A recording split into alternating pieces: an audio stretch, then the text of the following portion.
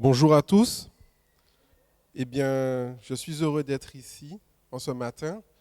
Je tiens à vous saluer la bienvenue en ce jour de sabbat. Alors, nous allons adorer le Seigneur en ce matin.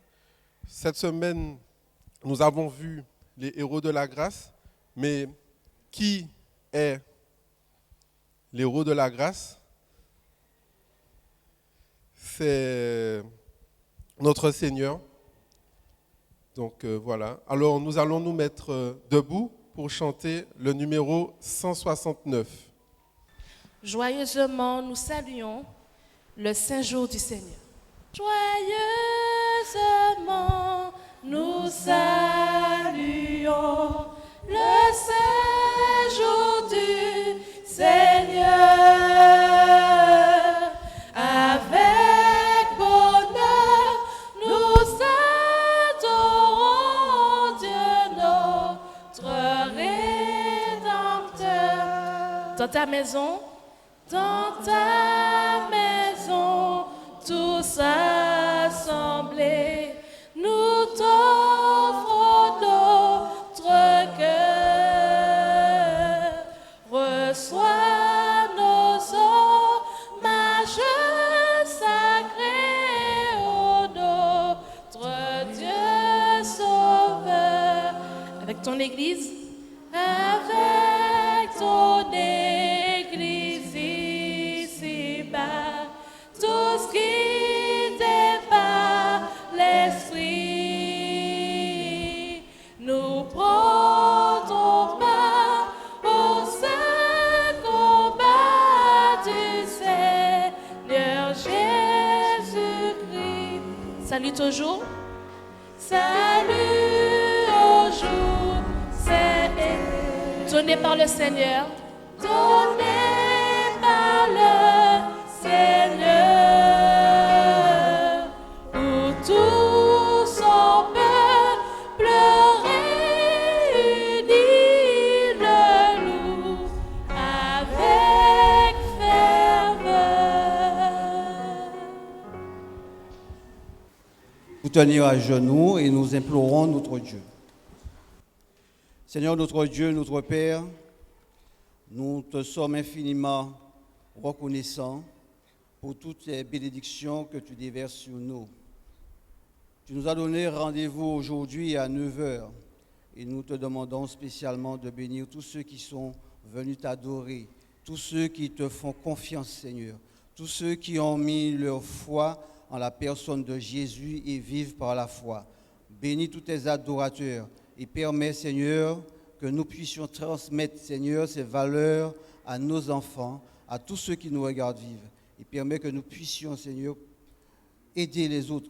Ceux qui ne trouvent pas, Seigneur, ce baume en Galade, permets que nous puissions les aider, Seigneur, à venir t'adorer et à te donner la première place dans leur vie. Bénis-nous, fais-nous du bien durant cette journée de sabbat. Puisses-tu accepter l'adoration que nous t'avons portée aujourd'hui et que, Seigneur, tu puisses continuer à nous bénir et à nous aider à vivre dans l'espérance de la vie éternelle. C'est en Jésus nous t'avons prié et pour ta gloire. Amen. Comment le football est-il utilisé dans le cadre de la mission au Kyrgyzstan ?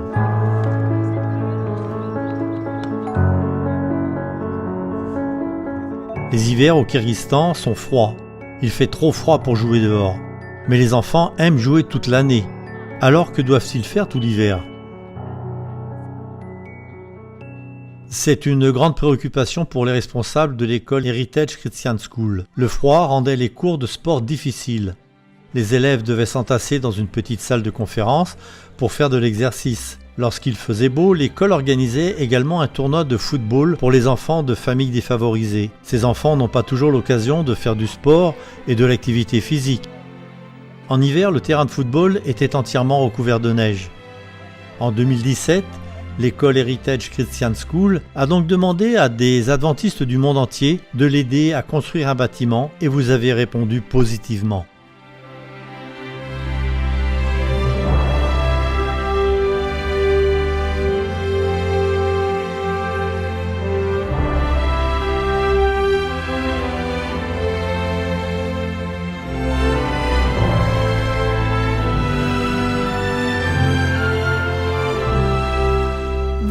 году у нас есть особый повод радоваться. Cette année, nous avons une raison particulière de nous réjouir, car nous disposons maintenant d'un magnifique bâtiment.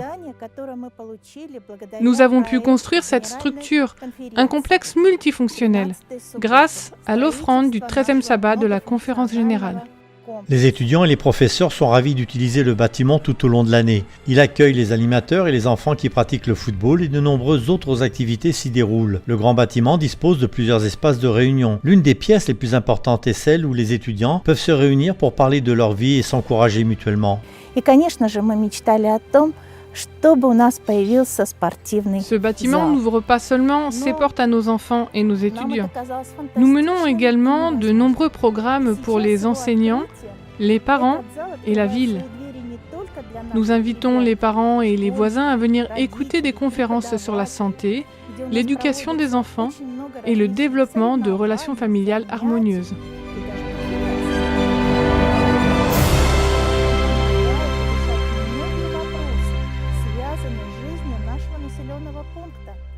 Les parents d'Azama s'inquiétaient pour sa scolarité. Il avait développé une dépendance à l'égard de son ordinateur et de son téléphone, et il avait bien du mal à se concentrer sur ses devoirs. Ils ont choisi notre école et Azamat est donc venu ici. C'était difficile de s'occuper de lui car il ne parvenait pas à s'entendre avec ses camarades de classe. Il se disputait et se battait souvent avec eux. Il était très agressif, peu amical et constamment anxieux. C'était extrêmement difficile pour lui. Quelqu'un l'a invité à faire partie de l'équipe de football. Les entraîneurs, les autres enfants et les diverses activités ont appris à Azama comment se comporter avec les autres et l'ont aidé à être responsable de ses actes. Il est rapidement devenu un excellent joueur. Aujourd'hui, Azamat a beaucoup changé. C'est un jeune homme merveilleux qui marche avec Dieu, qui lui fait confiance, qui prie régulièrement et qui lui demande de lui accorder sa sagesse. Et tout cela grâce à l'équipe de football.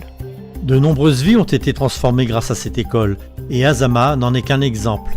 Grâce à vos dons fidèles, dans le cadre de l'offrande du 13e sabbat, ce bâtiment a pu être construit, et il joue un rôle dans la vie de bien plus de personnes que ce que l'on imagine, mais Dieu connaît chacune d'entre elles.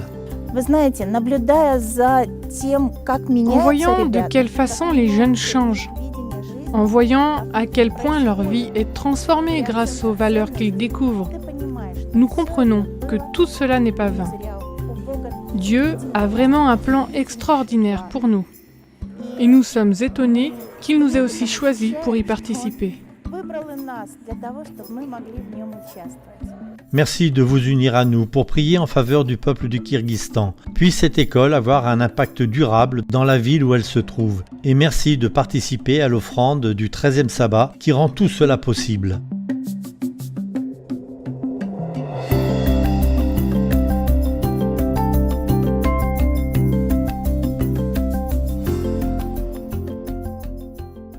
Merci pour ce bulletin, frère Jean-Marc. Alors, cette semaine, nous avons étudié un thème que tous les adventistes du monde entier ont étudié. Et j'appelle frère Gabriel Montlouis Calix, qui sera notre invité ce jour. Et ce thème est la défaite des Assyriens. Alors, pour l'introduction de cette leçon, je dirais qu'Akaz, le père d'Ézéchias, n'avait pas confiance en Dieu. Il a fait tout ce qui est contraire à ce que demande Dieu. Il décède et son fils Ézéchias monte sur le trône. Faisons connaissance avec ce jeune monarque qui a 25 ans. Dans le livre de 2 Rois 18, au verset 1 à 5, je lis pour faire cette introduction de la leçon. La 3e année d'Osée, fils d'Éla, roi d'Israël, Ézéchias, fils d'Akaz, règne comme roi de Juda. Il avait 25 ans lorsqu'il devient roi, et il régna 29 ans à Jérusalem. Le nom de sa mère était Abi, fille de Zacharie. Il fit ce qui est droit aux yeux de l'Éternel, entièrement comme l'avait fait David son père. Il fit disparaître les hauts lieux, brisa les stèles, coupa le poteau d'Akhéra et mit en pièces le serpent de bronze que Moïse avait fait, car les Israélites avaient jusque-là brûlé des parfums devant lui. On l'appelait Nehushtan. il mit sa confiance en l'Éternel, le Dieu d'Israël, et parmi tous les rois de Juda qui vinrent après lui, ou qui le précédèrent, il n'y en eut pas de semblable à lui. Il fut attaché à l'Éternel, ne s'écarta pas de lui et observa les commandements que l'Éternel avait prescrits à Moïse. Voilà un roi qui marche comme David, son arrière-grand-père. Alors, il a mis sa confiance en l'Éternel, nous dit le texte. Frère Gabriel, en qui avons-nous placé notre confiance? Alors, la question qui nous a été posée, en qui avons-nous placé notre confiance? Je ne vais pas faire l'histoire, mais permettez-moi de vous dire, lorsqu'une occasion se présente devant nous, l'occasion nous oriente vers deux choix, vers deux directions. Et je serai plus précis. Lorsque la crise se présente devant nous, nous sommes entre deux choix. Nous avons deux manières de le voir et par rapport à cela, les conclusions sont différentes. Je prends un exemple et je reste droit au but. Nous vivons une crise comme au temps d'Ézéchias, comme au temps de plusieurs rois, ils ont vécu. Leur crise était d'une manière. Aujourd'hui, tout le monde parle du Covid-19. Pendant le Covid-19, nous avons vu tout ce qui est arrivé. Il y aura bientôt une année, le monde était à l'arrêt. Quand je dis que le monde était à l'arrêt, les avions étaient cloués au sol. Les paquebots étaient en attache sur leur port, sauf certains qui dérivaient parce qu'ils n'avaient pas le droit d'entrer dans un port. Les marchés étaient fermés et beaucoup de lieux publics étaient fermés. On pouvait dire que le monde était à l'arrêt. Ça, c'est la réalité de la vie. Mais lorsque le monde était à l'arrêt, le peuple de Dieu était en marche vers la cité céleste. C'est pourquoi, lorsque nous vivons une époque, lorsque nous vivons une crise, lorsque nous vivons une situation, il y a la situation, mais il y a l'envers de la situation. Ok. Alors, nous avons le roi assyrien Sanchérib qui envoie son émissaire, un Rabshakeh. Donc, c'est un émissaire, on pourrait dire ça. Aujourd'hui, on pourrait dire le préfet. Ok. Alors, il vient, il entoure Israël, il déporte Israël. Ensuite, il entoure Juda et prend les villes fortes de Juda. Alors, il vient et il dit à Ézéchias, ce n'est pas la peine de faire confiance à l'Égypte, qui est un roseau cassé. Ce n'est pas la peine de faire confiance non plus à ton Dieu, parce que moi-même, mon père, il a fait descendre tous ces dieux-là, il a fait brûler tous ces dieux-là, et toi aussi, tu n'es pas exempt. Donc, il met la pression sur le roi de Juda, qui est Ézéchias. Alors, pourquoi faire confiance à Dieu? Alors, pourquoi faire confiance à Dieu? Observez que lorsque nous lisons les Écritures, il surnomme Dieu le seul vrai Dieu et le Dieu de la terre. Cela signifie, pourquoi faire confiance à Dieu? C'est le seul Dieu des miracles. C'est le seul Dieu tout-puissant. C'est le seul Dieu qui ne connaît pas l'échec et c'est le Dieu vainqueur. Donc nous avons intérêt à faire confiance à Dieu. Ok. Alors, est-ce que Dieu a répondu à la prière d'Ézéchias? Oui, il a répondu à la prière d'Ézéchias. Mais là où nous pouvons nous tromper, lorsque Dieu répond à notre prière, si nous n'avons pas confiance en Dieu, nous pouvons avoir l'intention que Dieu nous conduit vers le malheur.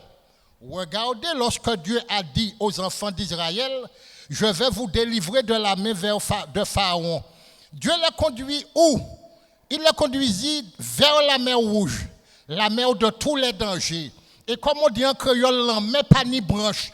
Et leur salut semblait venir de là. Chers amis, je me dis, si c'était moi, on m'avait dit d'avance, c'est dans cette mer-là, peut-être je ne l'aurais pas fait. Les enfants d'Israël l'ont fait sur l'ordre de Moïse et c'était effectivement là leur salut.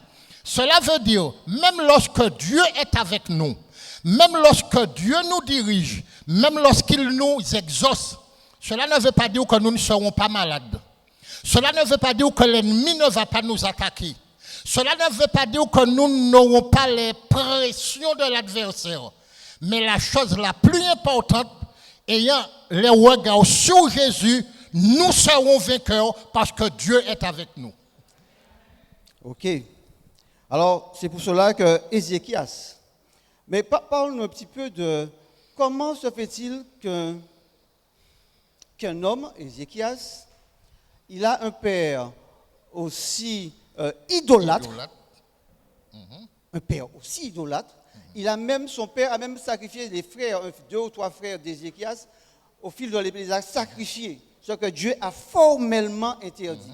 Comment un enfant qui s'élève, qui vit dans un foyer, plus ou moins, dans un foyer où on adore pas Dieu, comment se fait-il que lui, il est tourné uniquement vers Dieu? Est-ce que tu peux nous dire quelque chose concernant l'éducation? Eh bien oui, l'éducation joue un rôle important. Et non seulement l'éducation joue un rôle important, même si un parent est idolâtre, même si un parent renie Dieu, Dieu fait appel toujours à son enfant, qui peut être l'enfant des parents idolâtres. Et si l'enfant est à l'écoute de Dieu, et c'est ce qui a fait Ézéchias, Ézéchias aurait dû faire comme son père. Il a vu ce qu'a fait le père. Il a fait différemment. Le père avait construit des hôtels pour Baal. Eh bien, il a abandonné tout cela. Le père s'était attaché à d'autres dieux. Il adorait même d'autres dieux. Le fils a dit non. Et nous avons vu la différence. Je m'imagine, si à cette époque dont nous parlons d'Ézéchias, si c'était le père, je pense qu'il aurait été vaincu. Parce que la délivrance n'est pas venue de la nouvelle génération. La délivrance est arrivée parce qu'ils ont fait confiance à Dieu et Dieu est intervenu. Ok. Alors, Dieu est intervenu. On nous dit dans le livre de Chroniques que l'ange de l'Éternel est venu et a tué 185 000 Assyriens. Et donc le roi assyrien est retourné chez lui par rapport à ça, par rapport à cette défaite-là. Donc c'est Dieu qui a combattu. Donc Dieu... Alors explique-moi, pourquoi Dieu intervient-il toujours au dernier moment? Alors, est-ce que c'est pour mettre notre foi... explique-nous ça. Oui, j'ai envie de dire oui. Parce que lorsque la crise arrive, c'est la meilleure occasion de nous tourner vers le Christ. Je vais dire quelque chose. Aujourd'hui, les yeux de tout le monde, y compris moi, sont tournés vers les scientifiques. Quel est le bon vaccin? Quel est le bon masque? Quelle est la bonne tisane? D'où viendra le miracle? Ce n'est pas une mauvaise chose. Mais mes amis, j'ai observé quelque chose ici et vous l'avez constaté comme moi-même. Tout le monde a son masque. Je ne l'aime pas. C'est pourquoi j'ai aimé faire la leçon parce que je l'ai enlevé. Ça ne me va pas. Mais je le mets parce qu'on prétend que le masque nous protège. Permettez-moi de vous dire, même si nous avons une solution ailleurs, nous ne pouvons pas écarter Dieu de la solution. Le masque ne va pas nous protéger de l'immoralité. Dieu va nous protéger non seulement de la maladie, mais il nous protège de l'immoralité. Cela signifie, mes amis, lorsque nous avons une solution qui semble être la bonne, nous devons toujours tourner nos regards vers Dieu et nous avons toujours besoin de Dieu. Je t'ai suivi religieusement. Alors tu veux me dire, si je comprends bien ta pensée, que en qui j'ai mis ma confiance? Est-ce que c'est dans le professeur scientifique Didier Raoult, le président Macron ou Dieu? C'est ça. Donc tu me dis de faire mon choix. Oui, alors non, il n'y a pas un choix à faire. Lorsqu'il faut faire confiance à la science ou à Dieu, on doit faire confiance à Dieu. Mais ce que je voulu dire, faire confiance à Dieu ne signifie pas qu'il faut ignorer la science. Je vais un petit peu rapidement en arrière. Lorsque vous lisez le livre d'Amos et de Joël, il y avait des crises, par exemple, la peste ravageait les pays, les vignes, etc., les cultures et tout. La peste ravageait les êtres humains. Il y avait des lois pour se protéger. Mais lorsque Dieu a envoyé le message au peuple, Il ne leur a pas dit de tousser dans leur coude. Il ne leur a pas dit d'avoir des gestes barrières. Il n'a pas dit que ce n'était pas vrai. Mais le message de Dieu, vous savez c'est quoi?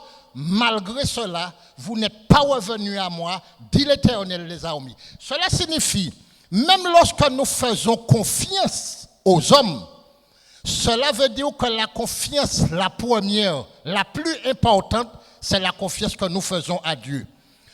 L'homme, je peux aller encore plus, l'homme peut échouer dans ses plans. Le Seigneur n'échoue pas. L'homme peut ne pas nous guérir. Le Seigneur nous guérit toujours.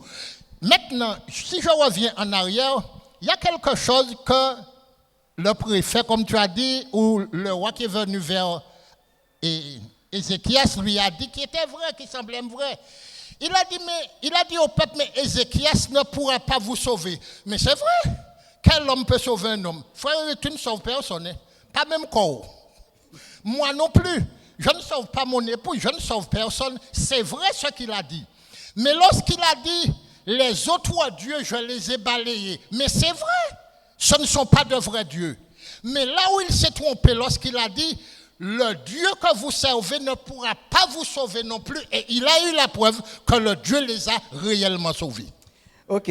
Alors, effectivement, je reviens un petit peu en arrière.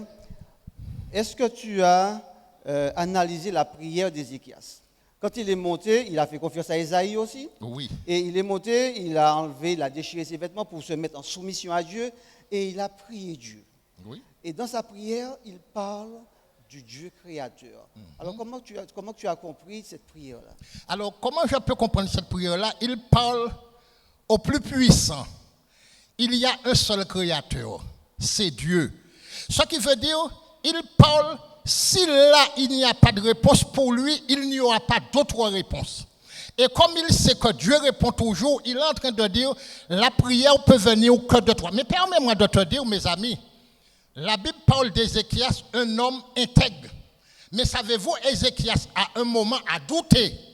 Lorsqu'il a vu la pression, lorsqu'il a vu Jérusalem encerclée, parce que quand on parle d'Israël à côté des autres rois, Israël était un petit peuple, la preuve. Quand on lui a dit, je mets à ta disposition 2000 chevaux, vous savez qu'est-ce qu'on lui a répondu? Je pense que tu n'as pas 2000 cavaliers. Ce qui veut dire qu'il n'est même pas préparé à la guerre. Mais la force, malgré sa faiblesse, Ézéchias était faible, c'était un humain comme nous, il a douté à un moment. Mais lorsque nous levons les yeux vers le ciel, malgré nos faiblesses, le Seigneur intervient toujours. Et c'est là la force de Dieu. Amen, alléluia. Alors puissions-nous, nous aussi, nous tourner vers notre Dieu. Alors, Ézéchias a vu ce miracle de Dieu. Oui. Dieu est intervenu, Dieu a combattu, parce qu'on appelle Dieu l'Éternel des armées. Donc, il est le chef de l'armée mondiale. Ok? Après cette histoire, Ézéchias tombe malade. Ok? Il tombe malade et Dieu va envoyer un serviteur, un prophète, pour lui dire, écoute, arrange tes affaires, parce que tu vas mourir. Il va pleurer, il va prier, et Dieu va dire à Ésaïe, écoute, va vers mon petit bonhomme, tu lui dis que j'ajoute 15 années à sa vie. Oui. D'accord? Donc, oui, 15 années à sa vie. Amen, je n'avais pas entendu le amen. Merci mon frère. Alors aujourd'hui, alors que nous avons des malheurs personnels, nous avons des problèmes ces jours-ci financiers parce que les entreprises ferment. Donc nous avons de nouveaux pauvres. Nous avons des frères et sœurs qui ne peuvent manger à leur faim. Nous avons des difficultés dans la vie. Nous avons par exemple des enfants qui nous posent énormément de problèmes. Alors comment voir Dieu à travers toutes ces épreuves? Puisqu'il a répondu à Ézéchias, il a donné 15 années en plus. Et lorsque Dieu ne répond pas, que disons-nous? Et nous allons terminer sur cela. D'accord. Alors maintenant, mes amis, il faut comprendre Dieu. Parce que lorsque nous étudions la fin de la vie d'Ézéchias, nous pensons qu'Ézéchias a eu une confiance totale en Dieu. Mais à un moment, il a dit, Seigneur, j'ai obéi. Regarde tout ce que j'ai fait. J'ai marché devant ta parole. Cela veut dire que en maladie, c'est peut tomber en les frères 2 fois, mais pas les moins Ézéchias. Alors là, c'est une manière de lui dire, même si tu es fidèle à Dieu, tu seras malade. Même si tu es fidèle à Dieu, tu auras des problèmes financiers. Même si tu es fidèle à Dieu, tu vas connaître ce que tout le monde connaît. Mais l'essentiel, lorsque tu auras levé les yeux vers moi, la fin sera différente. Mais permettez-moi de te dire, nous voyons des fois, j'ai compris à travers cette leçon pourquoi Dieu ne donne pas beaucoup de bénédictions à certaines personnes, peut-être à moi. Lorsqu'il a été rétabli, il a été guéri, il se sent bien, il va vivre ses 15 années. Lorsqu'on est venu le voir, et c'est là que je n'ai pas compris, vous savez qu'est-ce qu'il a montré aux gens? Il aurait dû parler des bénédictions, de la puissance divine. Faites confiance à Dieu, il va faire autant. Il fait visiter sa maison et tout le bien qu'il a chez lui. Alors, j'ai voulu dire cela pour dire, quand nous sommes malades, Dieu est avec nous. Si nous sommes guéris, il est avec nous. Si nous ne sommes pas guéris, il est avec nous. Mais que nous soyons malades ou pas, si nous sommes guéris, au lieu de mettre la gloire sur nous, de le mettre surtout sur le Seigneur. Alors, je peux interpréter en disant, j'ai raté un accident. Je peux dire, si je n'ai pas été bon chauffeur, accident à m'en faire, non, disons que le Dieu m'a protégé. Vous voyez, lorsque nous vivons une bénédiction, peut-être on peut dire, je me sens bon gestionnaire. Si je n'ai pas été ça fait affaires moins, si je n'ai pas été ça maintenant, entreprise moins, dites plutôt que le Seigneur me l'a confié. Mais si nous ne l'avons pas, cette bénédiction, évitons de dire que le Seigneur m'a abandonné. Chers amis, nous sommes les enfants de Dieu. Nous sommes le peuple de Dieu. Dans la richesse comme dans la pauvreté, le Seigneur est avec nous. Dans la santé comme dans la maladie, le Seigneur est avec nous. Et quel que soit ce que nous allons traverser, nous ne sommes pas à l'abri. Le Seigneur sera avec nous parce que c'est lui qui l'a dit. Amen, amen, amen. Je vais conclure ceci. Merci, frère Gabriel, pour ce dynamisme que tu as mis dans la leçon. On ne devrait pas considérer la vie comme un dû, mais comme un don de Dieu. Si parfois nous devons affronter certaines difficultés dans la vie, tournons notre face vers le mur et prions le Seigneur. Car Dieu aime celui qui le craint et le sauve de la mort éternelle. Mais j'ai envie de te dire, frère, quelque chose, frère Eric, c'est à lui que je parle là maintenant. Je sais que tu fais confiance à Dieu. Je sais que tu lèves les yeux vers le ciel. Mais est-ce que tu as déjà été prendre ton vaccin? Écoute, je ne veux pas me dérober à la question.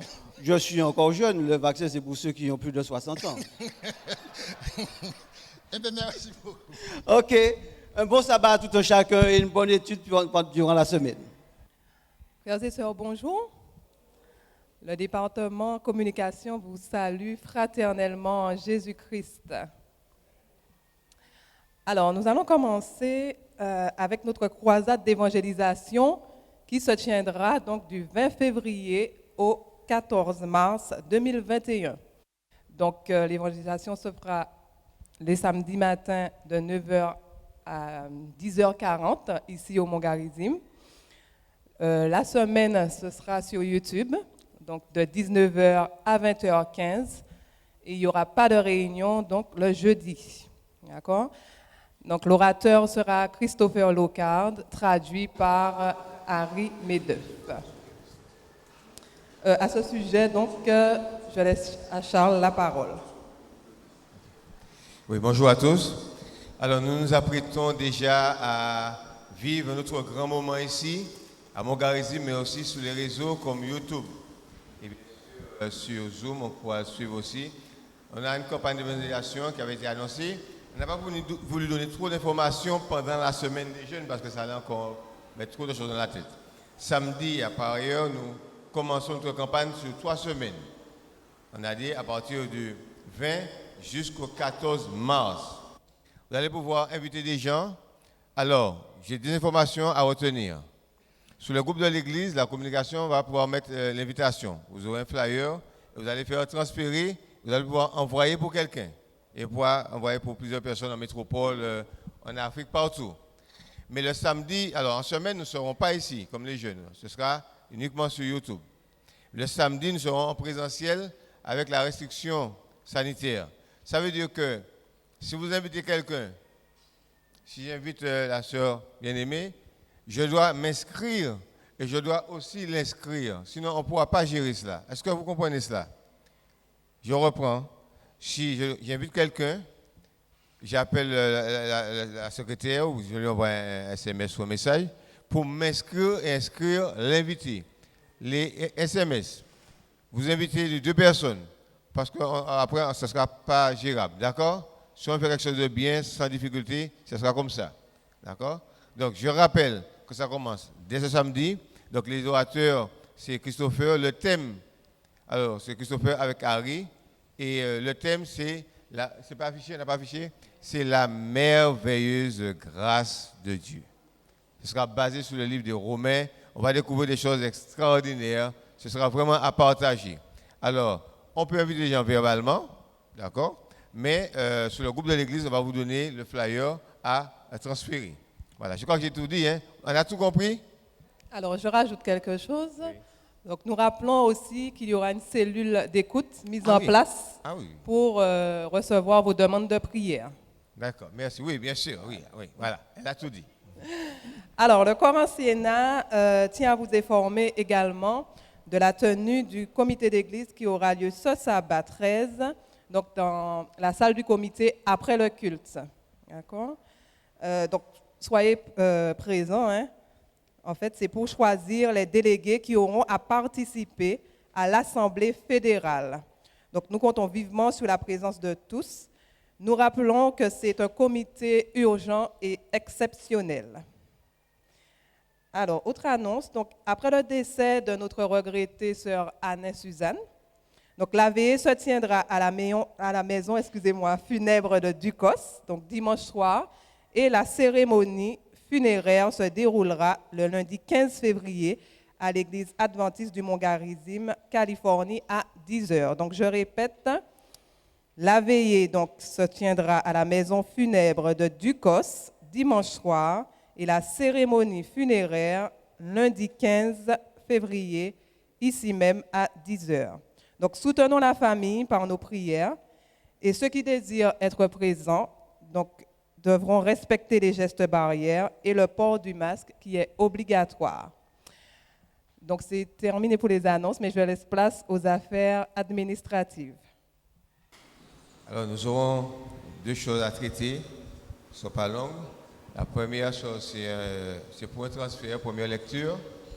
Et la deuxième, c'est une nomination. Nous allons commencer par le transfert. Je laisse la secrétaire nous donner des informations. Alors oui, donc nous avons eu une demande de transfert de l'église Mont des Oliviers de Bonaire dans la commune de Sainte-Marie pour le frère Fardini Yann. Le frère Fardini Yann qui souhaite se joindre à l'église de Bonaire, dans Mont des Oliviers, de Bonaire. Alors, frère Fardini Yann, peut-être que plusieurs ne l'ont pas connu. C'est le petit-fils de la sœur des époux Anelka qui a été baptisé ici, mais vu son handicap, on n'a pas vu souvent. On l'a vu quelques fois, mais nous qui sommes ici, on le connaît. Donc voilà, il fait son transfert. Alors, est-ce qu'il y a quelqu'un qui appuie ce transfert? C'est appuyé. Donc nous avons la semaine, s'il y a des remarques à faire, et après on prendra le vote définitif. Ça va prochain Dieu voulant. Voilà. Donc nous allons passer à la nomination. Donc oui, donc le département de communication souhaite rajouter la sœur Julience Ange-Marie au pôle Internet. Alors c'est le même principe, sœur Ange-Marie sera nommée au pôle Internet. Est-ce qu'il y a quelqu'un qui appuie? Voilà, c'est appuyé et on a la même durée pour les remarques. Vous voyez le premier ancien ou le pasteur, si vous avez des remarques à ce sujet, et ça va vous dévoulant, on aura le vote définitif. Le département communication donc, vous remercie de votre attention et vous souhaite rendez-vous sabbat prochain.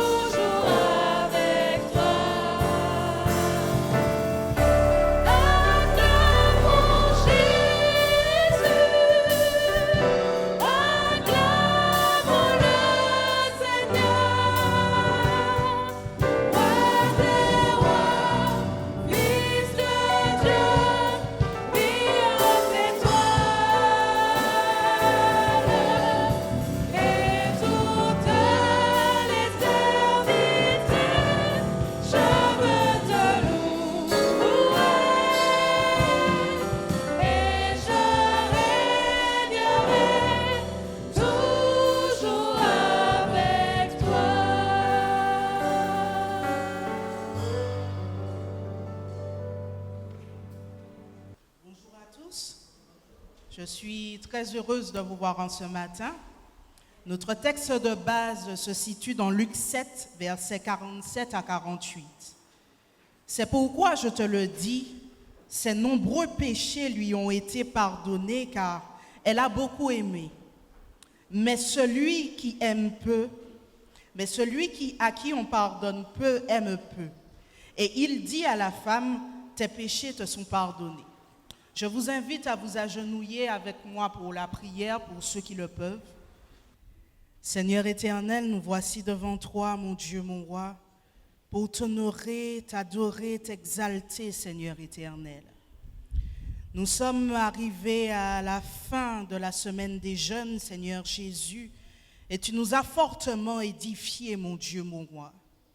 Tu nous as appris, Seigneur Jésus, que même dans notre jeunesse, nous restons forts, dès que c'est toi qui ajoutes de la force à notre faiblesse, Seigneur éternel. Merci de nous rappeler ton identité divine, Seigneur, notre identité divine, Seigneur Jésus, en toi, mon Dieu, mon roi. Merci de nous fortifier, de nous garder. Merci, Seigneur Jésus, car ce n'est pas facile d'être un jeune dans le monde actuel, Seigneur éternel. Mais chaque jour, tu nous prouves ta fidélité, tu nous prouves ta bienveillance, tu nous prouves ta bonté, Seigneur éternel. Ta grâce se renouvelle envers nous chaque jour, mon Dieu, mon roi. Et comme tu as dit à cette femme qui est venue vers toi, tes péchés te sont pardonnés, Seigneur éternel. Merci de nous pardonner nos péchés, mon Dieu, mon roi. Merci, Seigneur Jésus, de nous permettre de nous présenter devant le trône de ta grâce, Seigneur éternel, à chaque fois que nous le souhaitons, mon Dieu, mon roi.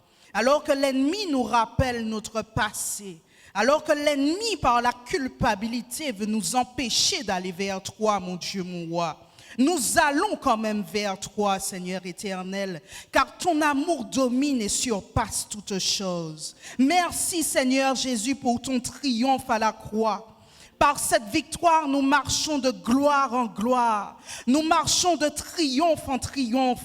Nous sommes des leaders, Seigneur Jésus, dans notre société actuellement. Nous influençons fortement et impactons au nom de Jésus tous ceux qui s'approchent de nous parce que nous sommes la lumière, Seigneur éternel. Merci de nous fortifier. Merci de nous aider. Merci de nous bénir, Seigneur Jésus. Jeune homme, je vous écris parce que vous êtes fort. Je suis forte en ton nom. Je suis puissante en ton nom. Je suis bénie en ton nom. J'impacte en ton nom, Seigneur éternel. Donc merci, mon Dieu, mon roi, pour ton amour. Continue à nous utiliser, Seigneur Jésus, pour ta gloire et ta gloire seule. Que l'humilité soit attachée à notre âme, Seigneur Jésus. Que l'orgueil, Seigneur éternel, ne puisse pas venir effacer, Seigneur éternel, tes œuvres, ta bénédiction et ta grâce en nous, Seigneur éternel. Accorde-nous, accorde à ceux qui le cherchent la guérison, Seigneur Jésus. Tu vois tous ces jeunes qui sont souffrants, qui sont malades, qui ont besoin de toi, Seigneur éternel. Étends ta main sur eux et guéris-les, Seigneur éternel. Parce que nous pouvons tout par celui qui nous fortifie. Nous le croyons, c'est une conviction, ce n'est pas un constat, mon Dieu, mon roi. Je le crois fortement. Nous pouvons tout par celui qui nous fortifie. Étends ta main sur les malades. Viens au secours de ceux qui sont en prison, qui sont dans la solitude, qui sont dans la dépression, Seigneur Jésus. Brise, Seigneur éternel, Seigneur éternel, les esprits mauvais d'addiction, d'alcool, de drogue, de prostitution, d'impureté sexuelle, Seigneur Jésus. Oh mon Dieu, mon roi, Seigneur éternel, nous sommes forts en toi. Nous restons forts en toi, Seigneur Jésus. Je te remercie pour toutes tes bénédictions déversées en cet instant sur chacun de nous.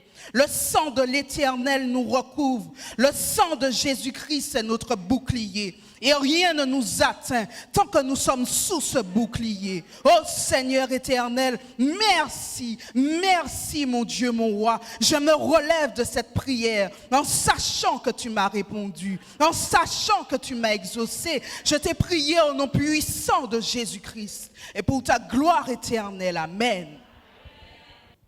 Service de fidélité. Les méchants empruntent et ils ne rendent pas. Le juste est compatissant et il donne.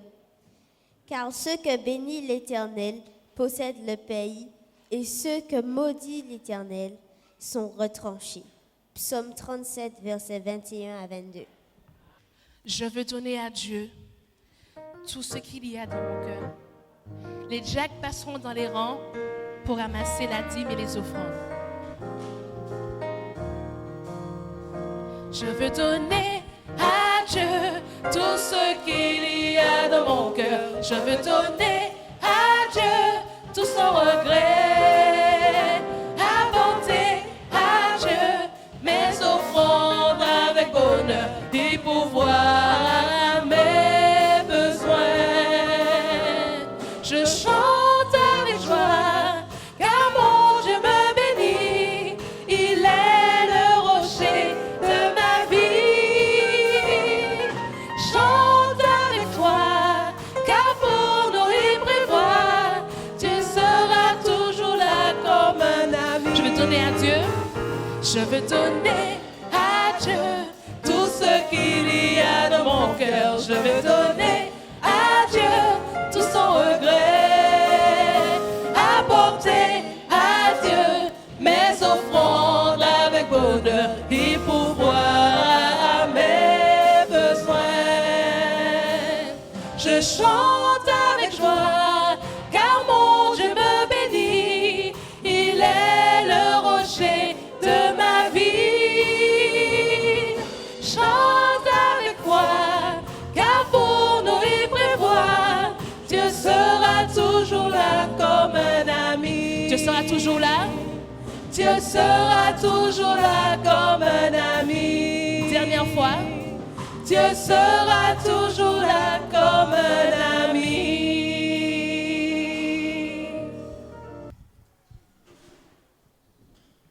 Bonjour. Bonjour à tous les enfants. Ah, j'entends pas les enfants. Bonjour les enfants.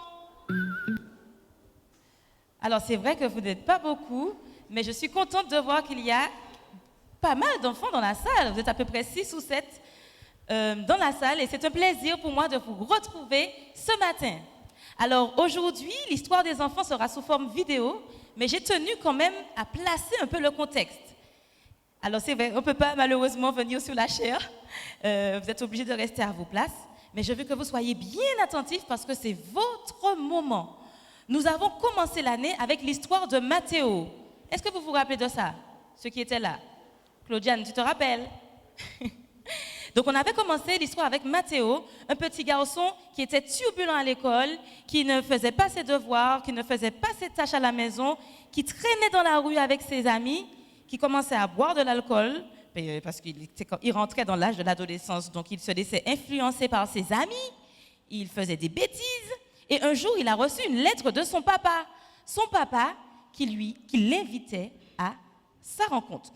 Donc là, vous allez regarder la vidéo, et chaque samedi, ce sera comme ça, de Mathéo qui discute avec le majordome que le papa lui a envoyé.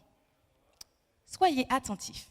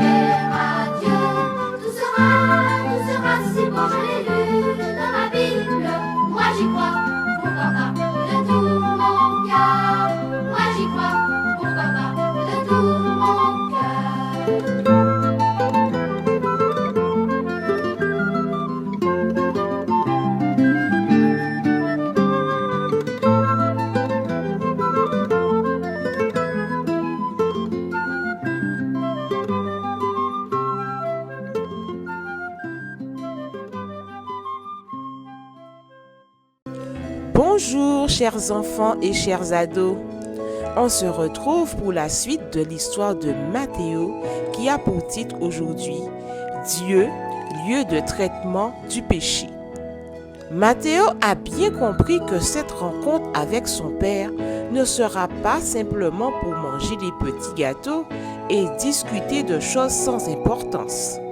Son père a tout un programme de développement pour lui. Matthéo est un peu inquiet. Josué, je n'avais pas de très bons résultats à l'école où j'habitais avant. J'avais toujours de mauvaises notes et j'étais souvent puni. Si cela ne se passe pas très bien ici, qu'est-ce qui va m'arriver? Je vais te dire un secret, Matthéo.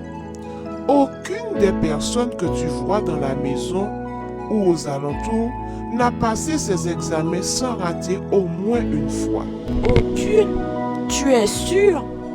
Personne n'a jamais réussi sans rater au moins une seule fois?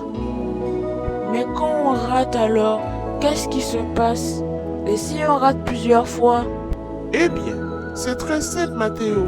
On recommence. On n'est pas puni ou renvoyé? Simplement, on recommence? Vois-tu? Le Père a prévu ses échecs et il a réservé un espace dans cette maison où l'on peut effacer ce qui a raté, réparer ce qui est brisé, défaire ce qui a été mal fait, réparer les erreurs et recommencer. Tout simplement?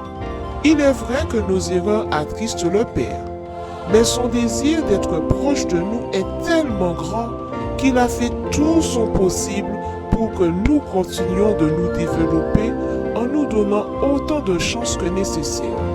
C'est qu'il nous aime vraiment beaucoup. Dieu avait donné au peuple d'Israël beaucoup de choses à faire afin d'effacer leurs péchés. Sans cela, aucun rapprochement avec lui n'était possible. C'est ce qui donnait tout son sens au sanctuaire.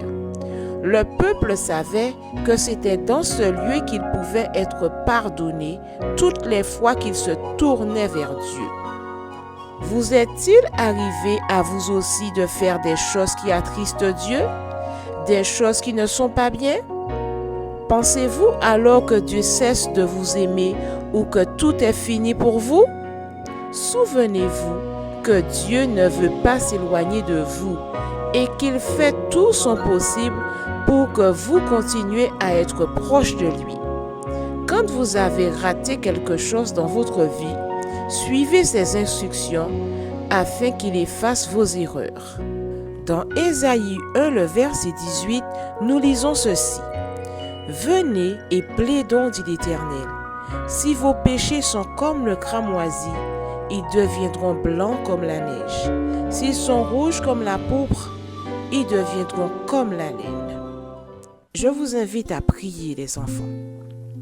Merci notre Dieu pour ton amour qui a prévu de pardonner nos fautes autant de fois que nous venons vers toi. Aide-moi à toujours oser recommencer avec toi. Au nom de Jésus, Amen.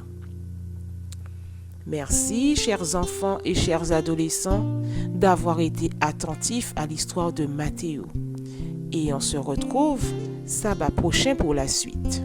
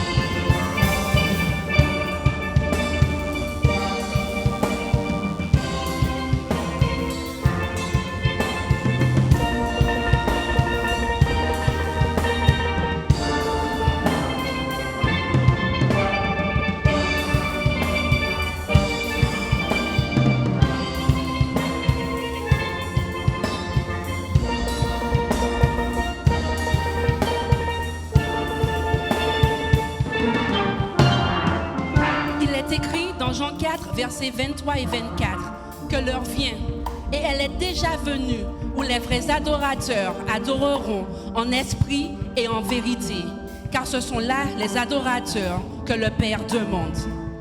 Dieu est esprit, et il faut que ceux qui l'adorent en esprit et en vérité. Dieu veut que nous proclamions ses louanges. Je ne sais pas pour vous, mais moi, je veux proclamer son amour, sa gloire, sa bonté. Et j'espère qu'un jour, toi ma sœur, toi mon frère, oui toi, que nous serons au ciel avec lui dans ce merveilleux palais afin d'adorer ensemble et de proclamer ses louanges.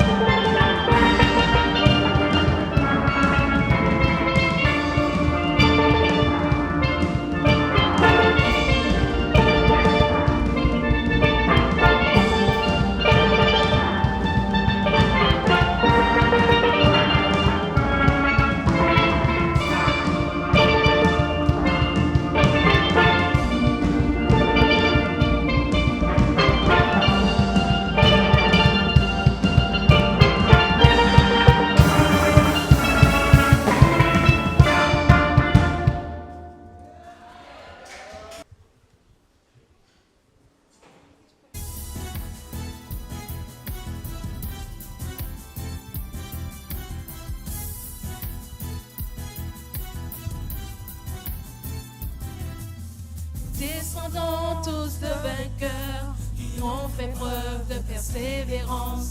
Dans les moments de souffrance, on fait confiance au Seigneur. Avec de nombreux efforts, ils ont gravi le sommet. Ils ont battu des records. À nous de jouer, nous sommes prêts. Car avec Dieu, tout est possible. Comme ces héros, levons-nous pour agir. Par la foi, nous restons invincibles. Nous faisons partie d'une nouvelle génération, la lignée des champions.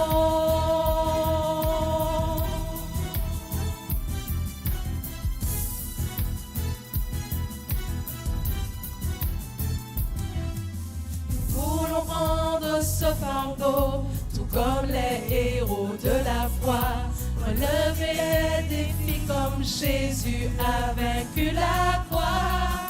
Les yeux fixés vers le ciel, servons de tout notre cœur, et Dieu nous sera fidèle, travaillons avec ardeur, car avec Dieu, tout est possible. Comme ces héros, levons-nous pour agir. Par la foi, nous restons invincibles. Nous faisons partie d'une nouvelle génération, la lignée des champions. Car avec Dieu, est possible. Comme ces héros, levons-nous pour agir. Par la foi, nous restons invincibles. Nous faisons partie d'une nouvelle génération, la lignée des champions. La lignée des champions. La lignée des champions.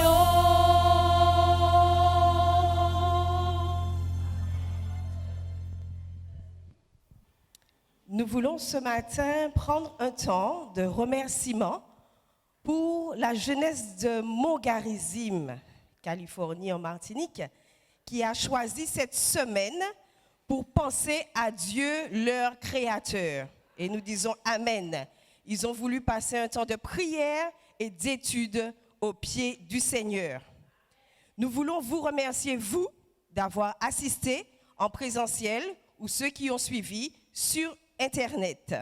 Nous voulons remercier tous les jeunes qui ont été disponibles pour l'accueil tous les soirs.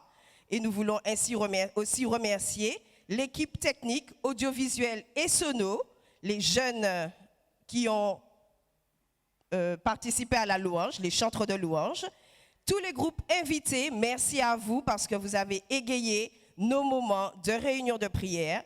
Les jeunes qui ont prié, nous voulons aussi remercier tous les musiciens qui se sont déplacés et nous voulons faire un love spécial à 3 jeunes, Cassandre Julians, qui a vraiment été disponible cette semaine. Elle a surtout désinfecté tous les soirs les bancs afin que nous puissions avoir des conditions sanitaires pour vous accueillir. Merci à toi, Cassandre. Elle a aussi été disponible, bien sûr, à l'accueil et vous avez dû voir une jolie princesse dorée. Eh bien, c'est elle. Nous voulons remercier spécialement Océane aussi, qui a été très disponible durant cette semaine, qui a assuré divers postes. Merci à toi et que Dieu te bénisse. Et nous pensons en dernier lieu à un petit love pour Mireille Barty, qui a aussi été disponible pour assurer plusieurs postes, accueil, prédication et bienvenue durant cette semaine de prière. Nous vous remercions tous, que Dieu vous bénisse et continuons d'accompagner notre jeunesse qui a besoin de nos prières. Maintenant, nous voulons spécialement, alors j'ai oublié bien évidemment, mais vous ne m'avez rien dit, j'ai oublié de remercier pas les plus importants, mais en tout cas ceux qui ont vraiment été indispensables durant cette semaine de prière. Tous les prédicateurs, alors Giovanni, Keyes, Océane, Naomi Harry, Nathanaël, qui? Cédric, pasteur Cédric Adrassé. Merci à vous de nous avoir enseigné des choses que Dieu vous avait transmises. Nous voulons... Comment? Benaja et Benaja. Merci. Et maintenant, nous vous invitons à vous unir avec celle qui est choisie par Dieu ce matin pour nous délivrer le pain de vie. Elle s'appelle Mireille Barty. Elle a besoin de votre soutien. Elle a besoin de vos prières. C'est une jeune qui a fait une expérience forte avec Dieu. Et ce matin, elle met tout son courage pour venir devant l'Assemblée, pour nous porter les paroles de la part du Seigneur. Soyons de tout cœur avec elle et faisons-lui un bon accueil. Amen.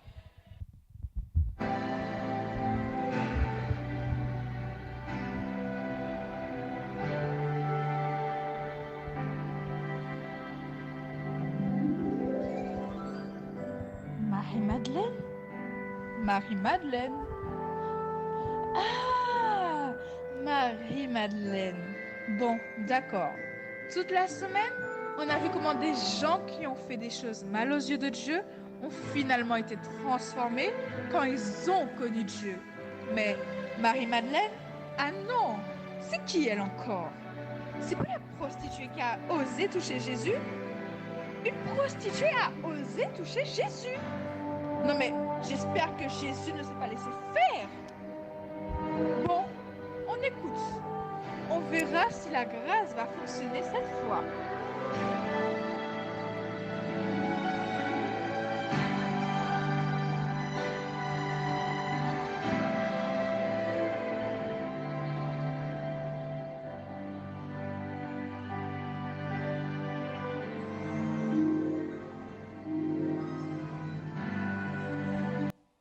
Bonjour Mireille. Bonjour Maëva. Alors, comment vas-tu ce matin? Très stressée. Très stressée. Mireille stresse beaucoup. Est-ce que c'est ta première fois, Mireille? Oui. Donc, c'est la première fois que Mireille prêche ce matin. Elle a accepté avec plaisir et avec un peu de stress, enfin beaucoup, c'est ça? Beaucoup de stress de prêcher.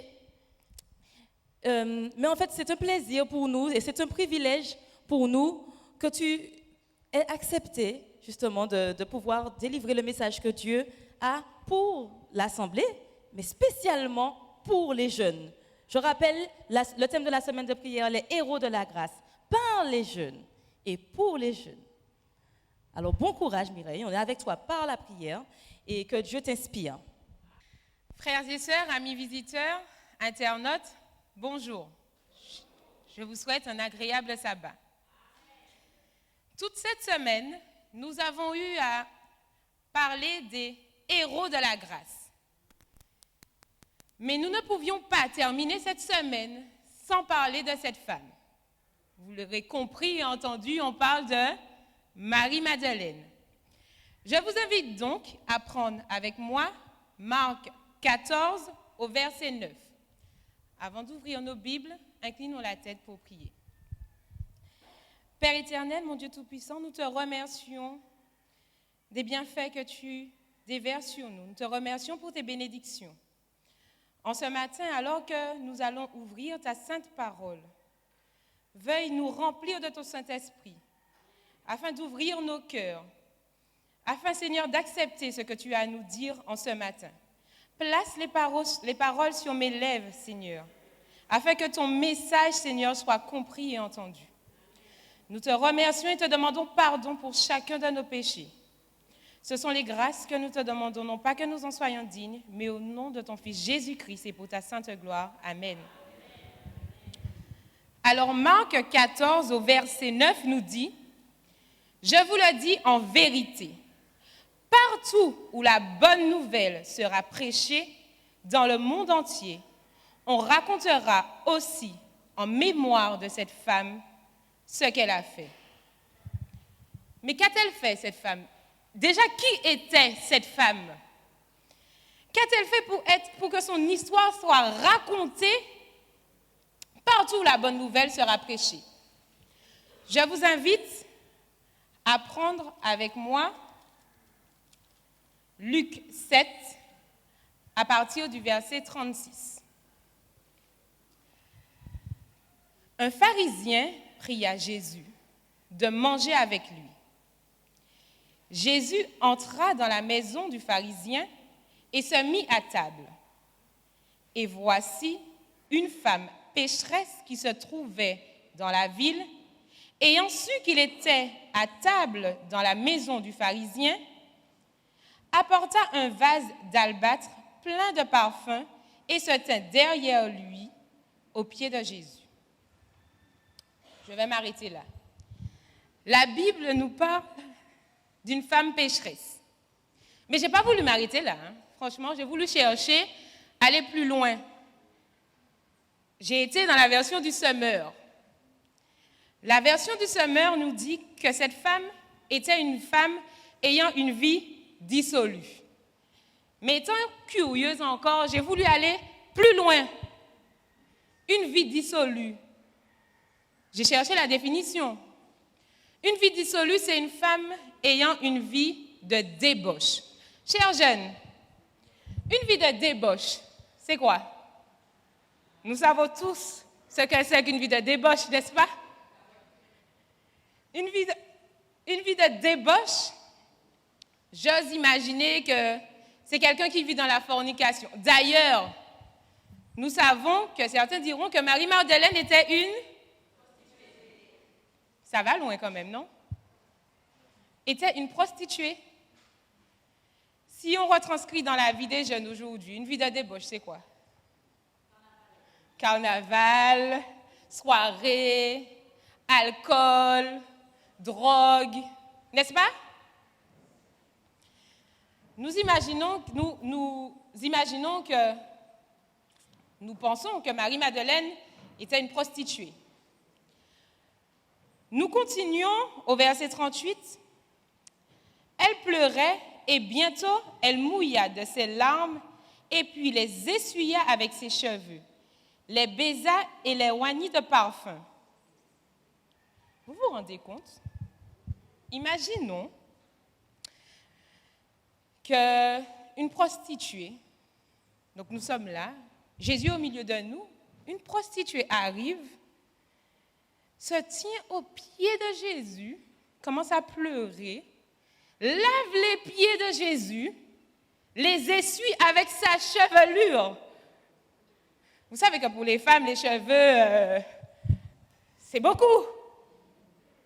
Avec sa chevelure, j'imagine que les pieds de Jésus étaient certainement sales, n'est-ce pas? Elle pleure, de ses larmes les arrose et avec sa chevelure, essuie les pieds de Jésus. Mais j'aimerais aussi qu'on se rende compte d'une chose, c'est qu'elle est arrivée avec un parfum de grande valeur, un vase d'albâtre. Ne serait-ce que ce vase-là, ce n'est pas à Roger Albert qu'elle a acheté, et ce n'est pas non plus à Nocibé du tout. Le vase seulement a de la valeur, et le parfum qu'il y a à l'intérieur a encore de la valeur. Elle vient au pied de Jésus avec ce parfum-là. Et on nous dit qu'elle oignit Jésus de ce parfum. J'ose imaginer, je ne sais pas, j'imagine encore que c'était peut-être la chose de plus grande valeur qu'elle avait chez elle. N'est-ce pas? Nous continuons au verset 39.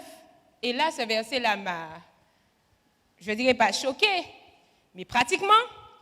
Le pharisien qu'il avait invité, donc il avait invité Jésus, voyant cela, dit en lui-même, si cet homme était prophète, il connaîtrait qui et de quelle espèce est la femme qui le touche et connaîtrait que c'est une pécheresse. Mes frères et sœurs, Simon, tout le monde connaît l'histoire de Simon. Simon a été guéri de là? Par qui? Par Jésus. Est-ce que Simon n'a pas hérité de la grâce de Dieu? Alors, à cet instant, je me dis, mais attends, Simon, tu as hérité de la grâce de Dieu et tu juges Marie-Madeleine qui est venue au pied de Jésus? Est-ce que c'est parce qu'il nous arrive de temps en temps? En tant que jeunes nous-mêmes, ou même moins jeunes, plus jeunes, vers 60, quand nous voyons quelqu'un, nous connaissons la vie de cette personne, et que des fois nous voyons cette personne venir au temple, et on se dit, mais, côté sorti, il arrive ici, il méritait,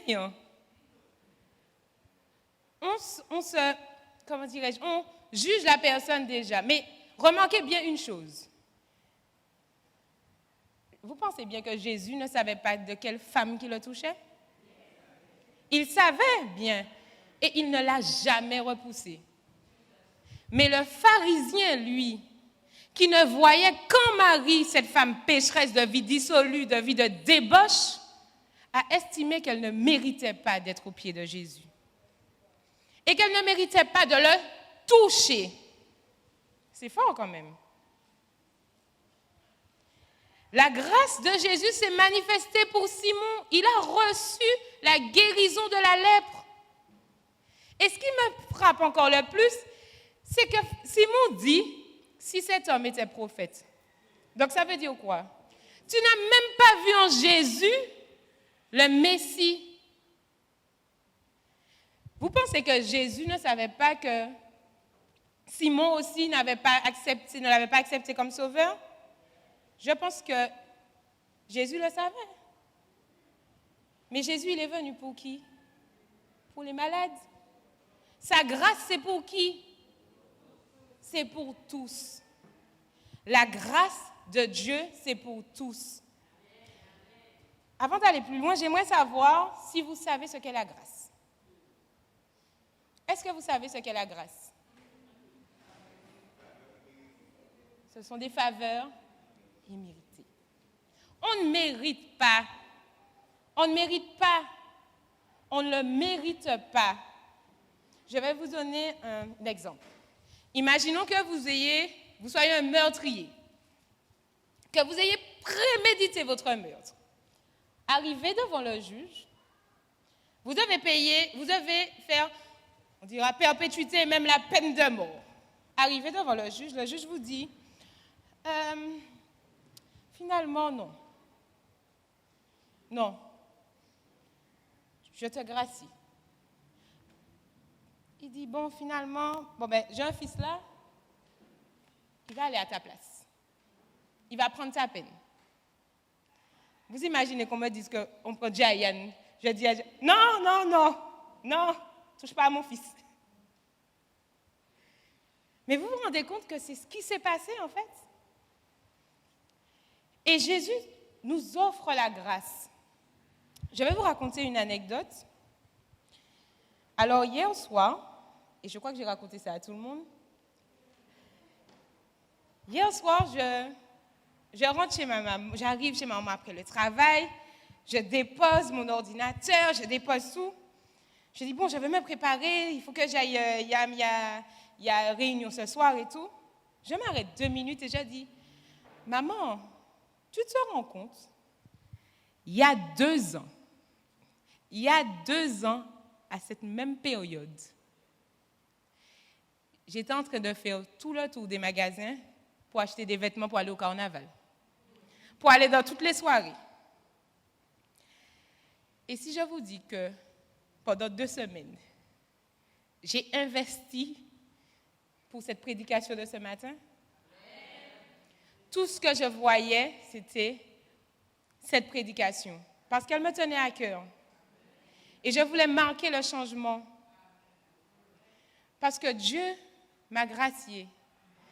Et Dieu vous gracie aussi. Simon, Dieu nous a fait grâce. Simon, lui, il a pris une partie de cette grâce.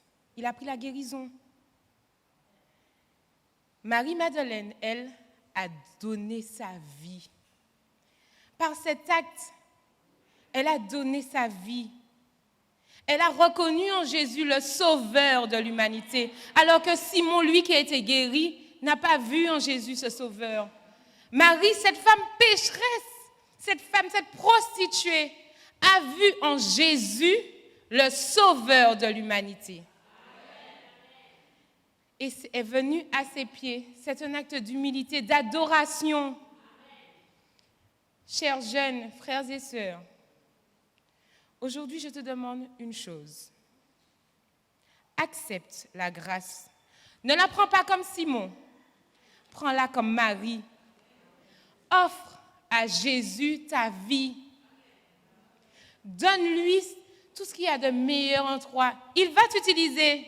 Je vous promets qu'avant de faire cette prédication-là, je crois que j'ai stressé. J'ai appelé Charles, j'ai appelé Maëva, j'ai appelé Nelly, j'ai appelé Bernard. Je me disais, non, mais Dieu a quelque chose pour chacun d'entre nous. Il a un plan pour nous. Je me suis sentie indigne. Indigne. J'ai prié un matin. J'ai dit, Seigneur, si je ne dois pas faire cette prédication-là, arrête tout. Mais si je dois la faire, donne-moi les mots. Vous savez que 1 heure après, je reçois un message de Bernard qui me dit, vous allez vous sentir indigne, mais cela ne vient pas de Dieu. Et je peux vous dire que je me sentais indigne. Je me dis, mais qu'est-ce que je vais dire? Mais sache une chose, que de la même manière que Jésus a fait par sa grâce de Marie-Madeleine un héros, Jésus fera de toi aussi, chers jeunes, un héros. Pour ta génération, pour ta famille, il fera de toi aussi un héros. Dieu est le même hier, aujourd'hui et demain. Il fera de toi aussi un héros de sa grâce. Il y a un verset aussi qui m'a particulièrement interpellée. C'est Romains 5 au verset 20. Or, la loi est intervenue pour que l'offense abondât. Mais là où le péché abonde, la grâce a surabondé, afin que, comme le péché a régné par la mort, ainsi la grâce régna par la justice pour la vie éternelle par Jésus-Christ notre Seigneur. Chers jeunes, il n'y a plus besoin de faire marche arrière. Ton péché n'est pas trop grand. Ta vie n'est pas trop indigne. La grâce de Dieu t'est donnée. Saisis-la. Prends-la et viens. Jésus a besoin de toi. Il a besoin de jeunes. Il a besoin de toi. Sa grâce a déjà effacé tes péchés. Viens. Je vous invite à écouter les paroles de ce chant. Après, je ferai l'appel. Et si j'étais une menteuse, racontant les plus incroyables des histoires. Et si j'étais une voleuse, prenant ce que je n'ai pas gagné. Et si j'étais meurtrière, pensant sans cesse à ôter la vie. Et si j'étais suicidaire, cherchant toutes les solutions pour disparaître, m'aimerait-il, me pardonnerait-il, me sauverait-il, m'utiliserait-il?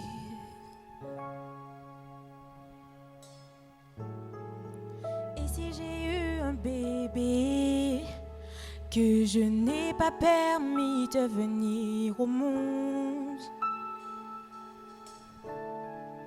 si je suis attirée par quelqu'un qui est du même genre que moi, si je fréquente un mari qui a déjà sa femme et ses enfants, et si j'ai dit avant que je ne croirais pas en Dieu de toute façon, m'aimerait-il, me pardonnerait-il, me sauverait-il, m'utiliserait-il? Oh, oh, oh, oh, oh. Je ne suis pas une savante, mais une chose dont je suis sûre, le sang de Jésus purifie tous les pécheurs. Oui, il t'aime. Il te pardonnera, il te sauvera et t'utiliseras.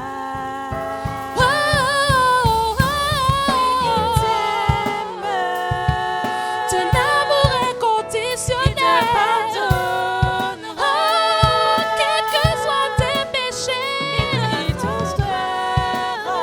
Mon Dieu est capable de te sauver, il t'utilisera. Je suis un témoin de sa grâce, yeah, yeah.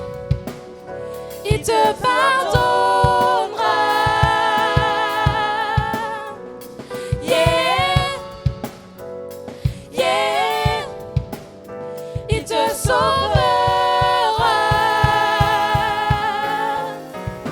yeah, yeah. Il te pardonnera, yeah, yeah.